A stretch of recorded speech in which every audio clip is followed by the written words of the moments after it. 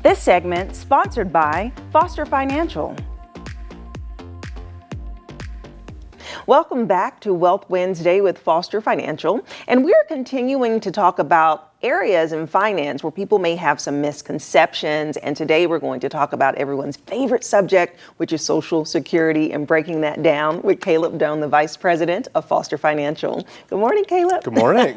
Okay, so I have to say, when people love hearing your advice, and they love these segments, and they love the Social Security, because sometimes it can be so complicated, but it's the most tangible area that people are having to deal with, especially as they are considering retirement. They're figuring out that little 60.5%, 72, whatever those numbers are. And today we're going to talk about how people overestimate Social Security. So what does that mean? Yeah, I think that this is probably a pretty big misconception in finance that we often see, and that's people assuming that Social Security is going to cover the vast majority of my expenses in retirement. And I think, over time, probably even over the last 10 years, this misconception has, started to dwindle down a little bit, where people start realizing, hey, Social Security really isn't covering everything that I need in retirement. But a lot of times for people, it's somewhat of a black box where they're just like, I don't know how much Social Security is going to cover of my expenses in retirement. So I don't know whether to just completely discount it and assume it's not there at all, or assume that I'm going to get the full Social Security benefit and I won't have to rely on my investment accounts. And oftentimes it's certainly somewhere in the middle there. And so that's why we like to take away some of the ambiguity when we do a financial plan for somebody, and really give them a good idea of how much Social Security is going to cover, and then how much you're going to be on the hook for using your own 401k or IRA to cover the rest of that difference. Do you feel that unsurety has more to do with the fact that people are concerned that the 401k, that the Social Security may disappear over time because those accounts may get drained, the government may impact it, or is it they don't know the exact amount because they haven't decided at what point of retirement they want to access it? Yeah, it certainly ends up being a little bit of both, because people are looking at the different ages that they could turn on Social Security at. They're seeing the different numbers that they would get every single month. But then in the back of their mind, they're like, well, I don't even know if I can trust these numbers, because I've heard that the Social Security system is going to run out of money, and how does that work? And I think that's probably another misconception when people talk about the Social Security system running out of money. What they're meaning by that is that every single month, as we get paychecks, we're paying into the Social Security system. So our payroll taxes, a certain percentage of that is going into Social Security. Our employers are paying another certain percentage that goes into the Social Security system.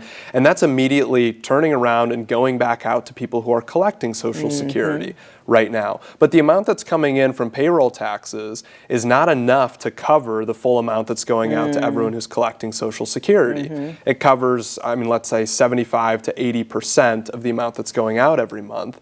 And so the difference is being made up by a Social Security trust fund. And so that's covering the other kind of 20 to 25%.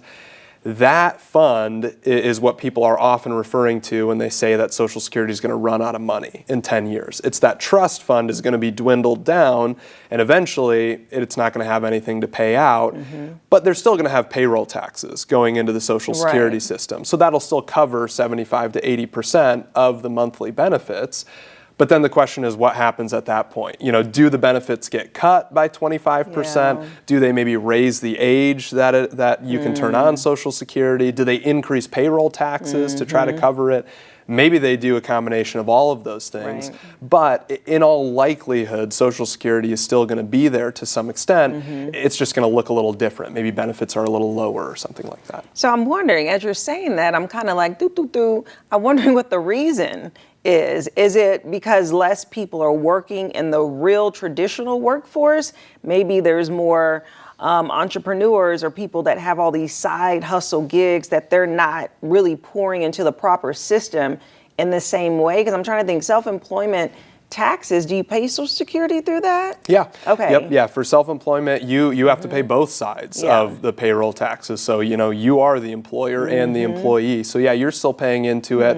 I mean, one of the biggest reasons is just a change in population growth that we've had since Social Security was implemented. Okay. And so back then people were having more kids than what they are now, and so there's fewer people paying in. And of course, we've got a lot of the baby boomers who are now collecting on Social Security, and so they're pulling money out of the system. A lot of the people who are working are paying in, but it's not enough to cover everyone that's taking money out. Right. And so, and of course, anytime the government runs something, it might not be quite as efficient as what other things should be. So there's a lot of kind of little pieces of Social Security where people can pull out of the Social Security system maybe without having put into the Social Security system for a number of years. And so there are different ways that have kind of eaten into that trust fund over the years. But generally speaking, we want to try to get as accurate as possible when we're estimating how much somebody is going to be able to rely on Social Security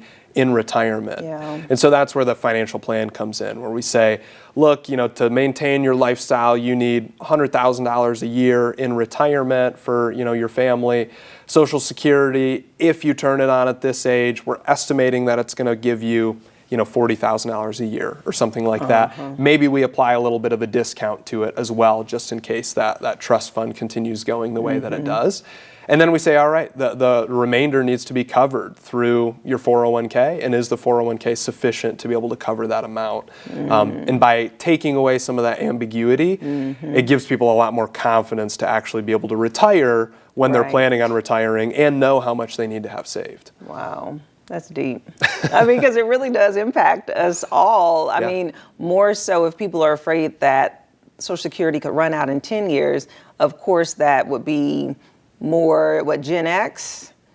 Yeah, or a lot Gen of Gen X, or baby even boomers? or some of even the millennials will be relatively close, or maybe considering like early retirement by then. We're getting close to thinking about retirement, so it's certainly going to impact a lot of savers, and it's important to know what Social Security is going to be. Oh my goodness, crazy! I can go on a rabbit hole. It's like we will never retire. We're going to be working. Caleb, it's going to be 30 years, and we're going to be like, so, Wealth Wednesday. Not if you start now. If you start now, you'll be Get a good. financial plan with Caleb at Foster Financial, so we can all peacefully retire. Yeah, absolutely. Okay, well, thank you so much, Caleb. Yeah, thank you. And if you would like more information about Foster Financial to start getting that retirement plan underway, it's so important to reach out, go in for a complimentary consultation, and let them help you. We'll have their website and their phone number listed below, and I'll see you after the break. This segment sponsored by Foster Financial.